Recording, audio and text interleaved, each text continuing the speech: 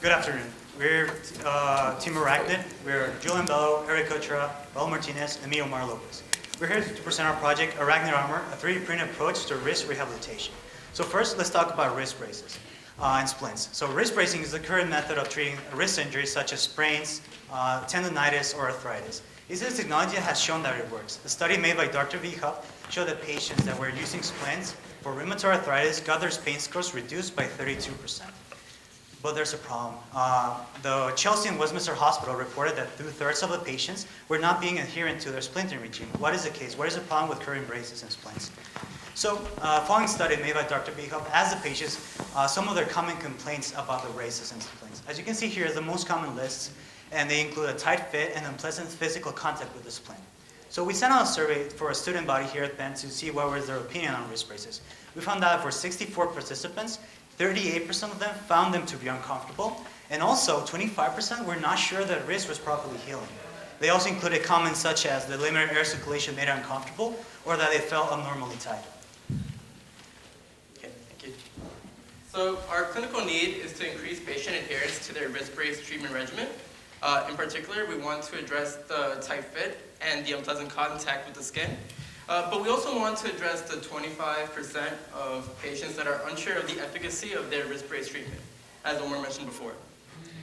So our objective is to create a product that has a support system, a monitoring system, and an app web service. So we want our device to match the features of existing braces, which we know work well. So we want our device to weigh in the same range as existing solutions. That way our device doesn't become uncomfortable by adding additional weight. We also want to provide at least as much stabilization against unwanted motion as current solutions. And then to address our clinical need, we need to reduce the amount of material in contact with the patient's skin in order to improve the comfort. To keep the patients updated on their rehabilitation progress, we're going to collect data, quantitative data about the range of motion. So we're going to do this using a flex sensor, a microcontroller, and an Android app.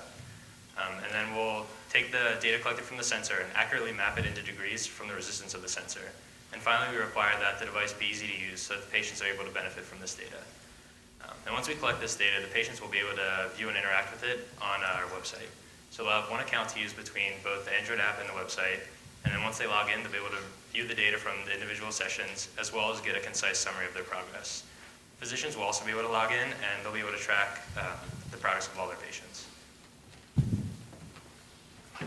So our solution is a system that integrates a support system for the wrist and the lower forearm, a monitoring system that helps track your progress and range of motion, and an app web service that allows for effective communication between the patients and the physician. We call it the ArachnID Amour. So how does the ArachnID Amour actually work? I'm going to speak a little bit about the support system, and then I'll pass it off to Raul and Eric that'll talk about the electronics. So our support system consists of three main parts. We have the stabilizing piece, which has a curved palm that mimics the natural curvature of the human palm, as well as a rigid splint that effectively stabilizes and immobilizes the wrist. We have our wrist grip, which provides added support to the wrist, as well as an attachment site for our flex sensor system. And finally, we have our exoskeleton, which provides support for the lower forearm, as well as interfaces with the stabilizing piece. So a little bit about our design process. We wanted to focus mainly on making our design customizable. So to do this, we developed a system that requires only 5 measurements to develop a fully customized ArachnID Amour.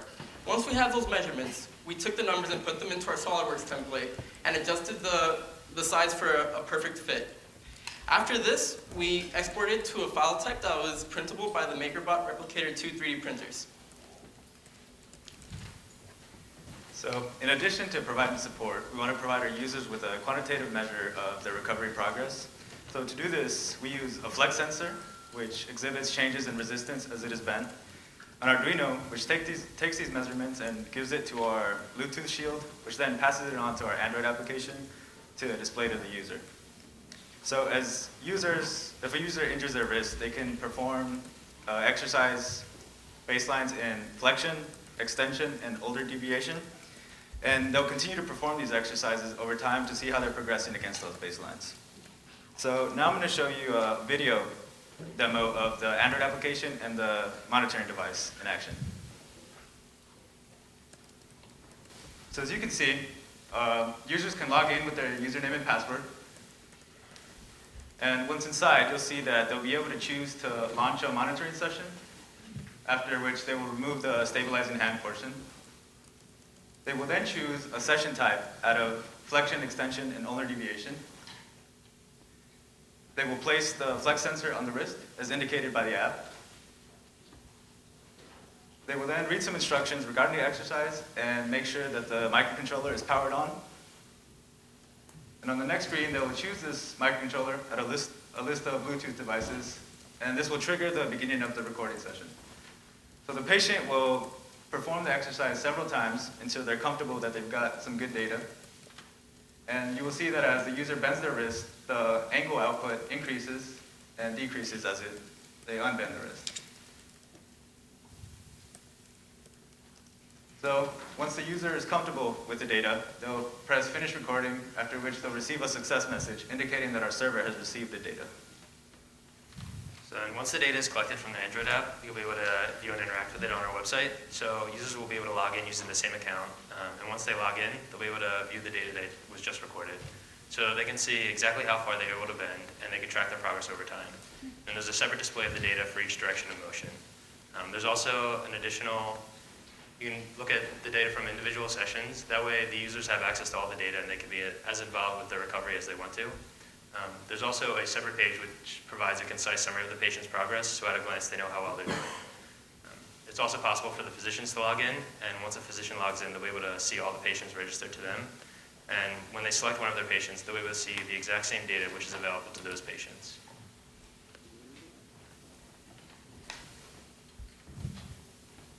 So now let's talk about evaluation. First is weight. Weight is very important, as we don't want the patient to be wearing bulkier and heavier product. So we want to be in the range of commercially available braces. So for example, the medium had a weight of 91 grams, which is within the range that we wanted, while a large model have slightly above with 116 grams. We believe we can further decrease the weight of this by decreasing the info when 3D printing in non-critical support areas. Next step is mobilization. So we want to have a level of support comparable to existing braces, as they have shown to be beneficial. So we made some tests in which we compared the brace with our armor and test how well they reduce the range of motion. So the test consisted of telling the subject to move the wrist in flexion, extension, and ulnar deviation without anything on the wrist, with the brace, and then with our armor. We then calculated the angle, as you can see here in the pictures. Here are the following results. Here, the brace and flexion reduce it by 55%, while our armor reduces it by 78%. As you see here in the values, not only were we able to match it, we were able to outperform it. This is very important because being as close as possible as to a static position is what's most beneficial to the wrist and the first weeks of rehabilitation. Next up is comfort. Unpleasant physical contact with the splint was one of the main issues the patients had, so we want to reduce this. We were able to reduce this by 14% with respect to a commercially available brace. We did this by taking 4 pictures in 4 different directions, and then using MSJ, we conducted a surface area analysis of exposed skin. These are the following results. The percentage of skin in contact with the material for a brace was 83.7%, while for our armor, it was 69.7%. So as we mentioned before, we want our users to get a detailed but also accurate sense of how they're progressing through their rehabilitation. So we use a calibration curve that maps resistance readings from the flex sensor to degrees and achieved an accuracy of plus or minus 0.8 degrees, which is better than our desired specification of plus or minus 2 degrees. So to evaluate this accuracy, we bent the flex sensor to various positions at fixed angles, and then compared these fixed angles to the actual output of the system. We initially wanted our accuracy to deal with the 3 different hand motions, but as you can see here, the way we positioned our flex sensor on the wrist causes the wrist to be bent before the flex sensor starts to bend. So taking this error into consideration for a calibration curve would add a complexity that is really unnecessary, as we're most concerned with improvement over time with relation to the baseline. So our armor cost an average of $6 to fabricate, and to put this in perspective, a commercially available prefabricated brace costs an average of $20. And if you want something that's customized, that's going to cost you 2 to 3 times more. So we're talking about $40 to $60. So not only do we provide adequate support, we do it at a lower cost. So our monitoring device costs $70 to fabricate, but we're sure that we can lower this cost by using customized hardware. In addition, any patient that doesn't want to buy our device or can't afford it, we're planning to use a model in which we provide these devices to physicians and physical therapists and have the patient be able to use them during visits. So going forward, there's a few things we'd like to improve on our project. In particular, we want to improve the time it takes to print, as currently it takes a full 7 hours to print an entire set of armor. Also, we investigated taking measurements using a 3D scanner, and from manually inspecting the measurements from a Microsoft Connect scan, we found that the error was within 2.5% for most of the measurements, and this could lead to an automated measurement process. We also want to further reduce the amount of material in our design by reducing the infill in non-critical support areas, and we also want to have our design cater to the different stages of the recovery process by removing or swapping out components of the device in order to alter the allowable range of motion. That way the device can meet the needs of the patient throughout the recovery process. Okay. With that said, we'd like to thank everyone that collaborated with us on this project, specifically our advisor, Dr. Bogan, as well as Dr. Risk and Dr. Winkelstein, Dr. Meany, and Elizabeth in the ad lab, as well as Seville and Jessica in the B undergraduate lab. Thank you.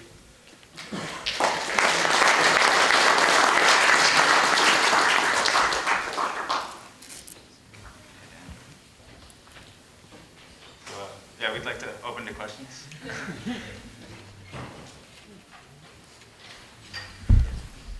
Talking about the device being customizable to the patient, do you see this as something that would be manufactured at one place and then sent out to physicians or patients, or the kind of thing that a doctor's office would have a 3D printer and print itself? Both are definitely possible. I feel like 3D printers are getting more and more inexpensive every day, so the physician can have one in his office, but since the file is just like a computer file, you can definitely export that to another manufacturing plant where the device can be made. Thank you. You're comparing the $6 cost to the, what was the 20 or?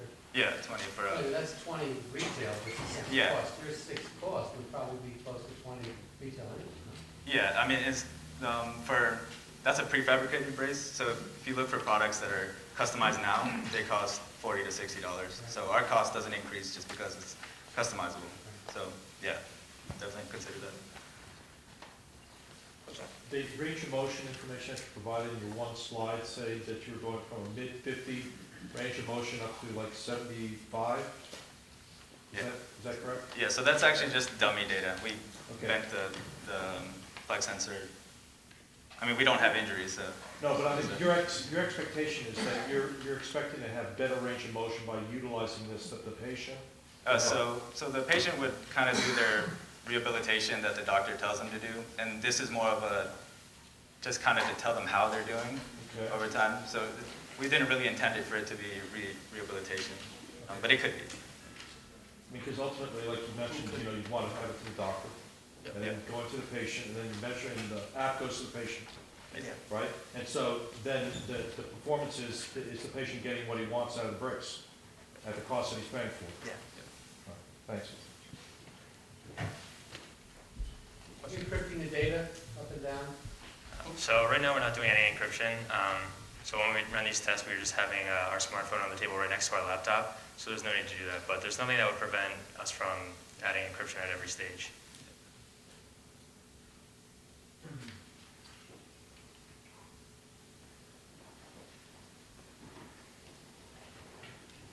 Okay, thank you very much. Thank you very much.